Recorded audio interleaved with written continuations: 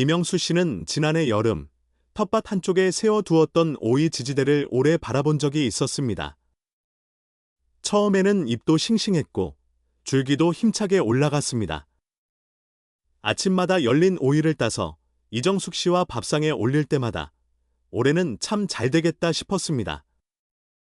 그런데 장마가 지나고 햇볕이 강해지자 상황이 조금씩 달라졌습니다. 잎에는 하얀 가루 같은 흔적이 보였고 새로 피는 꽃은 줄었으며 달린 오이도 예전처럼 곱고 단단하지 않았습니다. 결국 한여름이 채 끝나기도 전에 수확을 접어야 했습니다. 그때 김영수 씨는 처음으로 생각했습니다. 오이는 마지막에 갑자기 힘을 잃은 것이 아니라 어쩌면 땅에 처음 심기던 날부터 조금씩 지쳐 있었는지도 모른다고 말입니다. 많은 분들이 오이를 심을 때 마음이 급합니다. 모종 시장에 오이가 나오면 남들보다 빨리 심어야 빨리 따먹을 수 있다고 생각합니다. 하지만 오이는 성질이 예민한 작물입니다. 낮에 햇볕이 따뜻해 보여도 밤 기온이 낮고 흙이 차가우면 뿌리는 편히 움직이지 못합니다. 또 너무 깊이 심거나 흙을 세게 누르거나 잎이 겹칠 만큼 가까이 심으면 시간이 지나며 그 부담이 병과 약한 수확으로 나타날 수 있습니다. 오늘 이야기는 오이를 많이 따게 해주는 특별한 비법 하나가 아닙니다. 대신 처음 심는 날, 오이가 덜 힘들게 시작하도록 도와주는 작은 순서들입니다. 밤 기온을 보고, 흙을 만지고, 간격을 남기고, 물을 미리 넣어주는 일입니다. 이런 작은 차이가 여름 끝까지 오이 곁에 남습니다. 김영수 씨가 올해 다시 오이 모종을 들고 밭에 선 이유도 그 때문입니다. 그는 이제 첫 열매보다 첫 뿌리를 먼저 생각합니다. 이정숙 씨가 올해도 일찍 따 먹을 수 있겠느냐고 묻자 그는 웃으며 말했습니다. 빨리 심는 것보다 오래 따는 것이 더 고맙다고 말입니다. 그래서 오늘은 서두르지 않고 차례대로 살펴보려 합니다. 언제 심어야 하는지, 어떤 흙이 좋은지, 어느 만큼 띄워야 하는지, 그리고 심은 뒤 바로 무엇을 조심해야 하는지까지 천천히 이야기하겠습니다. 오이를 처음 심는 분도, 해마다 심었지만 늘 중간에 아쉬웠던 분도, 오늘은 모종 하나를 땅에 내려놓는 마음부터 조금 다르게 가져보시면 좋겠습니다. 오이는 손이 많이 가지만 처음을 편하게 만들어주면 그만큼 오래 대답해주는 작물입니다.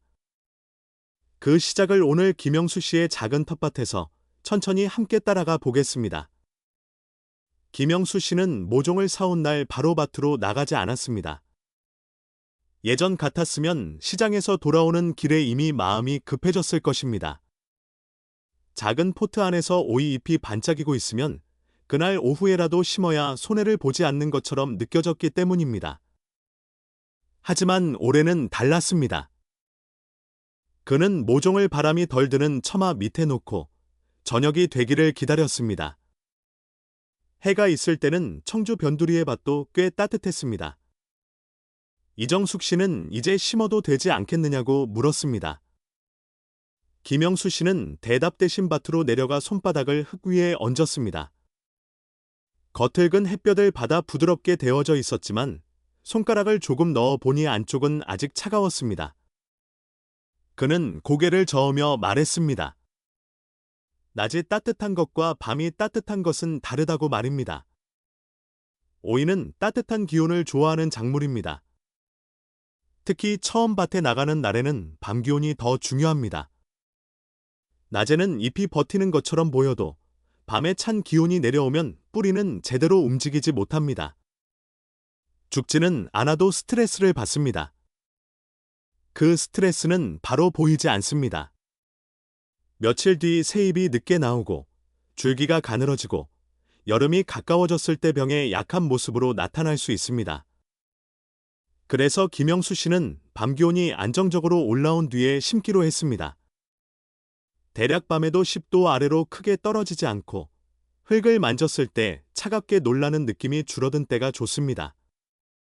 남쪽 지방은 조금 빠를 수 있고 충청도나 경기도, 바람 많은 곳은 며칠 더 기다리는 편이 마음 편합니다. 그는 달력만 보지 않았습니다. 전날 비가 왔는지, 바람이 어느 쪽에서 부는지, 새벽 공기가 손등에 차갑게 닿는지도 함께 살폈습니다. 모종은 작지만 첫날 받은 냉기는 생각보다 오래 남는다고 그는 믿었습니다. 그는 모종을 빨리 심는 것이 빠른 수확을 약속하지 않는다는 것을 이제 압니다. 오히려 며칠 기다린 모종이 뿌리를 더 편하게 내리고 나중에는 더 오래 버티기도 합니다. 이정숙 씨가 모종이 답답하지 않겠느냐고 묻자 김영수 씨는 웃었습니다. 사람도 이사 갈 집이 따뜻해진 뒤에 들어가야 잠을 잘 잔다고 말입니다. 오이도 마찬가지입니다. 처음 뿌리 내리는 밤이 편해야 그 뒤의 여름도 조금 더 오래 견딜 수 있습니다. 며칠 뒤, 김영수 씨는 드디어 오이 모종을 심을 밭을 만들기 시작했습니다. 그는 먼저 삽을 깊게 넣기보다 손으로 흙을 쥐어보았습니다. 흙이 너무 딱딱하게 뭉치면 뿌리가 옆으로 퍼지기 어렵고 너무 질척하면 공기가 들어갈 자리가 부족합니다. 오이는 뿌리가 아주 깊이 내려가는 작물이라기보다 비교적 얕은 곳에서 넓게 퍼지며 물과 양분을 찾습니다. 그래서 처음부터 흙이 부드럽고 숨을 쉴 수 있어야 합니다. 그는 밭을 지나치게 높게 만들지 않았습니다. 오이는 물을 좋아하는 편이지만 그렇다고 늘 물속에 있어야 하는 것은 아닙니다. 땅이 높은 곳이고 비가 온 뒤 물이 잘 빠지는 밭이라면 너무 높은 두둑은 오히려 빨리 마를 수 있습니다. 반대로 물이 오래 고이는 낮은 밭이라면 조금 높여 주어야 합니다. 중요한 것은 모양이 아니라 비 온 다음 날 물이 빠지고 흙이 숨을 쉬는지입니다. 그 다음 김영수 씨가 신경 쓴 것은 간격이었습니다. 오이 잎은 자라면 손바닥보다 훨씬 크게 펼쳐집니다. 처음 모종만 보면 작아 보여서 가까이 심고 싶지만 한 달 뒤에는 잎이 서로 겹치고 바람이 막힐 수 있습니다. 바람이 지나가지 못하고 햇빛이 안쪽까지 닿지 않으면 잎에는 습기가 오래 남습니다. 그런 환경에서는 흰가루병 같은 문제가 쉽게 찾아올 수 있습니다. 그는 지지대가 설 자리도 함께 보았습니다. 나중에 줄기가 올라가면 잎이 어디로 펼쳐질지, 사람 손이 들어가 열매를 딸 공간이 남을지 미리 생각했습니다. 처음 빈자리는 아까워 보여도 나중에는 관리하기 쉬운 길이 됩니다. 그는 줄자를 꺼내지는 않았지만 한 포기와 한 포기 사이에 넉넉한 빈자리를 남겼습니다. 가능하면 40cm에서 50cm 정도가 좋고 밭이 좁아도 최소한 35cm 정도는 남기려고 했습니다. 이정숙 씨가 왜 이렇게 드문드문 심느냐고 묻자 그는 오이 잎은 작은 부채가 아니라 큰 부채라고 대답했습니다. 큰 부채가 서로 겹치면 그늘만 만들고 그늘이 오래 머물면 병이 좋아하는 자리가 된다고 말입니다. 텃밭이 좁을수록 더 많이 심고 싶은 마음이 생깁니다. 그러나 오이는 빈자리를 낭비로 보지 않아야 합니다. 그 빈자리는 바람이 지나가는 길이고 햇빛이 들어오는 문입니다.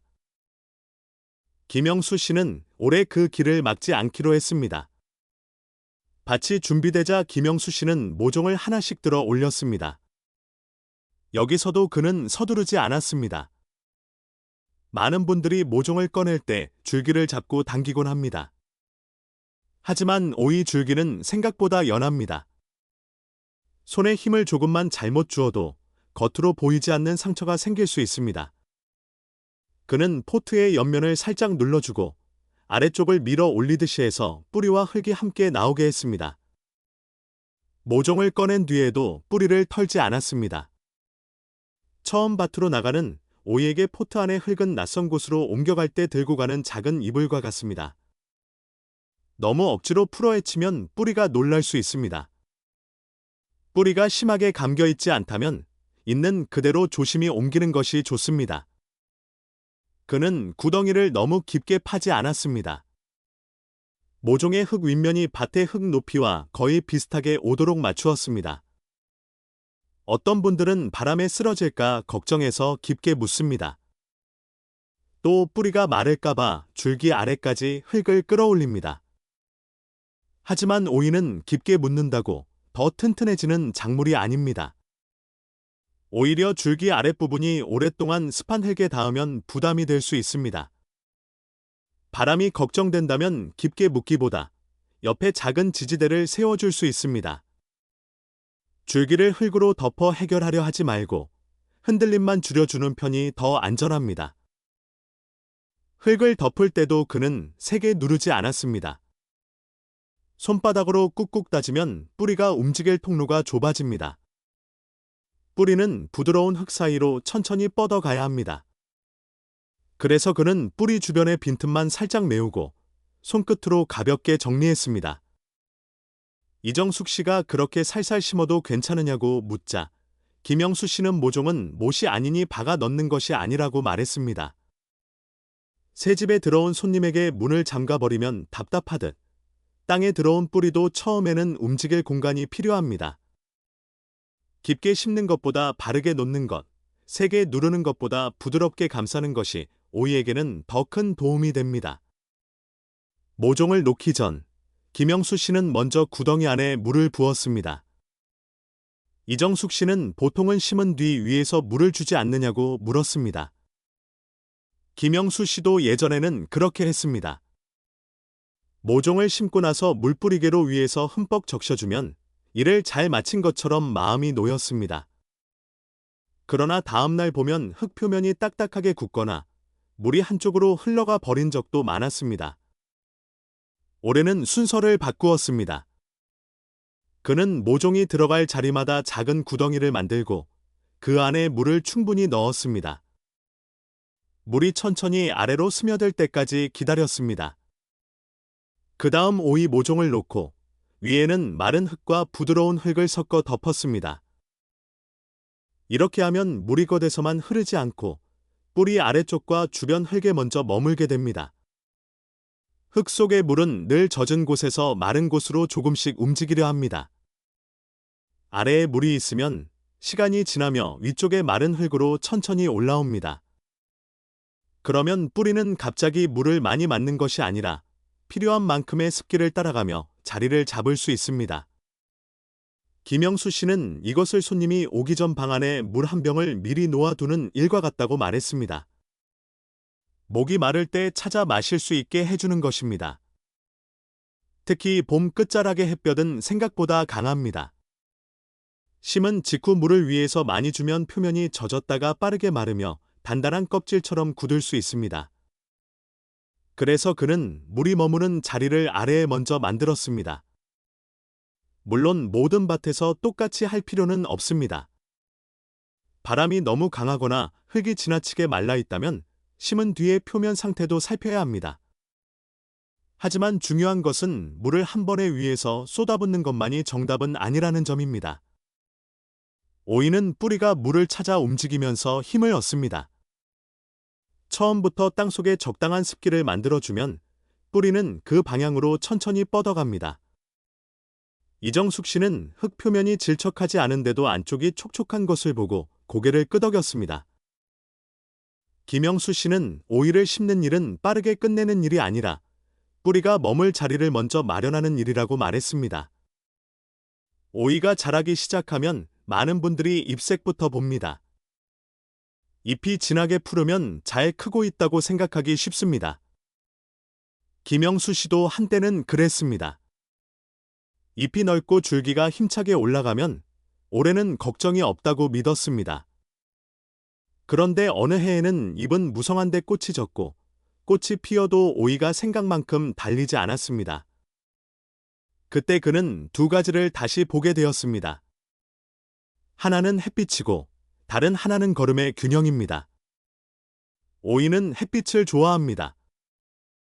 흐린 날이 오래 이어지거나 담장과 큰 나무에 가려 오전이나 오후에 빛이 부족하면 식물은 힘을 제대로 쓰기 어렵습니다. 잎은 살아있어도 꽃을 만들고 열매를 키우는 힘은 약해질 수 있습니다. 그래서 오이를 심을 자리는 처음부터 햇빛이 드는 시간을 생각해야 합니다. 또 하나는 질소, 성분이 많은 거름을 너무 많이 주는 문제입니다. 질소는 잎과 줄기를 키우는 데 도움을 줍니다. 하지만 이것이 지나치면 오이는 계속 잎과 줄기를 키우는 쪽으로 힘을 씁니다. 사람으로 치면 한 가지 음식만 너무 많이 먹는 것과 비슷합니다. 겉으로는 배부르고 힘이 있어 보여도 몸 전체가 균형을 이룬 것은 아닐 수 있습니다. 그는 걸음 봉투를 볼 때도 이제 숫자보다 밭의 모습을 먼저 봅니다. 잎이 너무 진하고 줄기만 급히 뻗으면 더 주기보다 며칠 기다립니다. 기다리는 것도 돌봄이라고 생각하게 된 것입니다.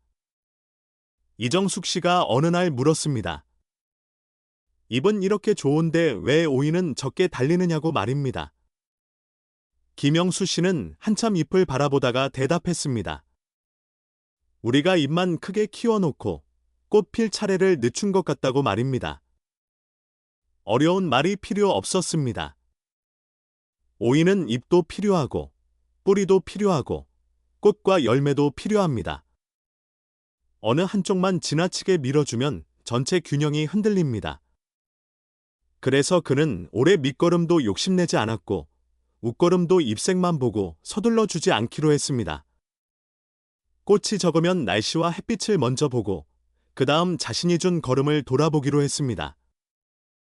오이에게 필요한 것은 많이 먹이는 마음보다 알맞게 살피는 손길입니다. 오이를 심고 며칠이 지나면 사람의 눈은 자연스럽게 위로 올라갑니다. 새잎이 나왔는지, 덩굴손이 지지대를 잡았는지, 첫 꽃이 보이는지 살피게 됩니다. 김영수 씨도 예전에는 늘 위만 보았습니다. 그런데 한여름에 잘 크던 오이가 갑자기 시들어 버린 뒤로는 아침마다 가장 먼저 아래를 봅니다. 바로 줄기와 흙이 만나는 부분입니다. 오이는 잎에서만 신호를 보내지 않습니다. 어떤 문제는 뿌리와 지면 가까운 줄기에서 먼저 시작됩니다. 특히 날씨가 덥고 습해질 때, 흙이 오랫동안 질척할 때, 같은 자리에 해마다 오이와 비슷한 작물을 심었을 때는 더 조심해야 합니다. 겉으로는 멀쩡해 보이다가도 어느 날 낮에 잎이 축 늘어지고 밤에도 회복하지 못하면 이미 뿌리나 줄기 아래쪽이 힘들어졌을 수 있습니다. 김영수 씨는 그래서 매일 잠깐씩 고개를 숙입니다. 줄기 밑동이 갈라지지 않았는지, 색이 이상하게 변하지 않았는지, 흙이 너무 축축하게 붙어 있지는 않은지 봅니다. 병을 완전히 막는 특별한 방법이라고 말할 수는 없습니다. 다만 일찍 알아차리면 물 주는 양을 줄이거나 주변 흙을 정리하거나 다음 해에는 자리를 바꾸는 판단을 할 수 있습니다. 그는 물을 줄 때도 밑동에 물이 오래 고이지 않게 조심했습니다. 물은 필요하지만 젖은 흙이 계속 목까지 차오르면 뿌리는 편히 숨쉬기 어렵습니다. 그래서 물을 준 다음에는 흙이 어떻게 마르는지도 함께 보았습니다. 연작을 피하는 것도 중요합니다. 같은 땅에 같은 종류의 작물을 계속 심으면 흙이 한쪽으로 지치기 쉽습니다. 지난해 오이를 심었던 자리에 올해도 그대로 심기보다 가능하면 다른 자리로 옮기는 것이 좋습니다. 수확이 끝난 뒤에는 병든 잎과 줄기를 밭에 그대로 두지 않는 것도 도움이 됩니다. 이정숙 씨는 왜 매일 그렇게 밑동을 보느냐고 물었습니다. 김영수 씨는 오이는 위에서 열매를 보여주지만 오래 버티는 힘은 아래에서 나온다고 했습니다. 오래 따고 싶은 사람은 먼저 고개를 숙여야 합니다. 흙과 맞닿은 작은 부분을 살피는 일이 여름 수확을 지키는 첫걸음이 될 수 있습니다. 김영수 씨는 오이 모종을 다 심은 뒤 밭 가장자리로 대파 몇 포기를 가져왔습니다. 이정숙 씨가 이번에는 오이밭에 대파까지 심느냐고 묻자 그는 웃으며 대파는 주인이 아니라 이웃이라고 말했습니다. 오이밭의 주인은 어디까지나 오이입니다. 대파는 그 옆에서 조용히 도와주는 친구처럼 두어야 합니다. 대파를 오이와 함께 심는 방법은 많은 분들이 흥미로워합니다. 대파의 뿌리와 냄새가 오이 주변의 환경을 조금 더 다양하게 만들어주고 밭을 단조롭지 않게 하는 데 도움이 될 수 있습니다. 어떤 분들은 대파가 특정 문제를 줄이는 데 도움이 되었다고 말하기도 합니다. 하지만 이것을 모든 병을 막아주는 방법처럼 받아들이면 안 됩니다. 대파는 보조 역할입니다. 오이를 건강하게 키우려면 여전히 햇빛, 간격, 물, 흙, 거름의 균형이 먼저입니다. 그는 대파를 오이 폭이 바로 한가운데 많이 심지 않았습니다. 오이가 자라면 잎이 넓어져 그늘을 만듭니다. 그늘진 가운데에 대파를 심으면 대파도 약해지고 오이와 물과 양분을 두고 경쟁할 수 있습니다. 그래서 그는 햇빛이 닿는 가장자리, 바람이 지나가는 쪽에 간격을 두고 심었습니다. 몇 폭이면 충분했습니다. 이 방법은 작은 텃밭을 가진 분들에게 특히 잘 맞습니다. 대파는 부엌에서도 자주 쓰이니 오이를 돌보며 함께 조금씩 뽑아 먹는 즐거움도 있습니다. 다만 편리함 때문에 너무 빽빽하게 심지는 않는 것이 좋습니다. 이정숙 씨가 더 많이 심으면 더 좋은 것 아니냐고 묻자 김영수 씨는 마을 이야기를 꺼냈습니다. 좋은 이웃도 너무 가까이 들어와 안방을 차지하면 불편해진다고 말입니다. 밭도 마찬가지입니다. 서로 도움이 되려면 알맞은 거리가 있어야 합니다. 대파를 심을 때도 흙을 세게 누르지 않고 뿌리가 설 자리를 가볍게 잡아 주었습니다. 오이는 지지대를 타고 위로 올라가고 대파는 가장자리에서 곧게 섭니다. 두 작물이 서로 다른 모양으로 자라는 모습을 보면 작은 텃밭도 조금 더 살아있는 공간처럼 느껴집니다. 김영수 씨는 올해 대파에게 큰 기대를 걸지 않았습니다. 다만 오이 곁에 좋은 이웃 하나를 세워두는 마음으로 심었습니다. 모종을 모두 심고 나자 김영수 씨는 잠시 바깥에 서서 자신이 한 일을 다시 바라보았습니다. 특별한 일을 한 것 같지는 않았습니다. 비싼 재료를 쓴 것도 아니고 남들이 모르는 어려운 기술을 쓴 것도 아니었습니다. 다만 예전보다 조금 덜 서둘렀고 조금 더 살폈고 오이가 시작하는 자리를 편하게 만들어 주려고 했습니다. 그가 오늘 지킨 것은 몇 가지였습니다. 밤 기온이 충분히 올라오기 전에는 심지 않았습니다. 흙이 너무 차갑거나 딱딱하지 않은지 손으로 확인했습니다. 밭에 물 빠짐을 보고 두둑 높이를 정했고 잎이 자랐을 때 서로 겹치지 않도록 간격을 남겼습니다. 모종을 꺼낼 때 줄기를 잡아당기지 않았고 너무 깊게 묻지도 않았습니다. 흙을 세게 눌러 뿌리를 가두지 않았습니다. 물은 심은 뒤에 위에서만 붓지 않고 먼저 구덩이 안에 넣어 뿌리가 찾아갈 길을 만들어 주었습니다. 또 그는 잎이 무성하다고 무조건 기뻐하지 않기로 했습니다. 햇빛이 충분한지 보고 거름을 너무 많이 주지 않았는지 돌아보기로 했습니다. 아침마다 열매만 보지 않고 줄기 밑동과 흙의 상태도 함께 살피기로 했습니다. 그리고 오이밭 가장자리에는 대파를 몇 포기 심었습니다. 병을 완전히 막아주는 특별한 비법이 아니라 밭을 조금 더 다양하고 건강하게 바라보는 작은 방법으로 말입니다. 그는 수확 바구니를 아직 꺼내지 않았습니다. 오늘은 따는 날이 아니라 심는 날이기 때문입니다. 심는 날에는 결과를 재촉하지 않고 여름 내내 이어질 첫 단추를 잘 끼우는 것이 더 중요합니다. 이정숙 씨가 올해는 오래 딸 수 있겠느냐고 묻자 김영수 씨는 잠시 생각했습니다. 자연은 사람 마음대로만 되지 않습니다. 비가 오래 올 수도 있고 갑자기 더위가 찾아올 수도 있습니다. 그래도 그는 이렇게 대답했습니다. 올해는 적어도 오이가 처음부터 힘들게 시작하지는 않을 것 같다고 말입니다. 오이 농사는 첫 열매를 빨리 보는 것보다 마지막 열매를 조금 더 늦게 만나는 기쁨이 큽니다. 오늘 여러분의 밭에도 오이 모종이 있다면 심기 전에 한 번만 더 밤 기온을 보고 흙을 만지고 간격을 생각해 보시면 좋겠습니다. 작은 차이가 여름의 수확을 바꿀 수 있습니다. 여러분은 어느 지역에서 오이를 심고 계신가요? 댓글로 경험을 나누어 주시면 다른 분들에게도 큰 도움이 됩니다. 도움이 되셨다면 구독과 좋아요로 함께해 주십시오. 다음 이야기에서도 텃밭을 더 편안하게 가꾸는 방법을 천천히 전해드리겠습니다. 김영수 씨는 이런 준비가 번거로운 일이 아니라 여름 동안 덜 당황하기 위한 작은 보험이라고 생각했습니다.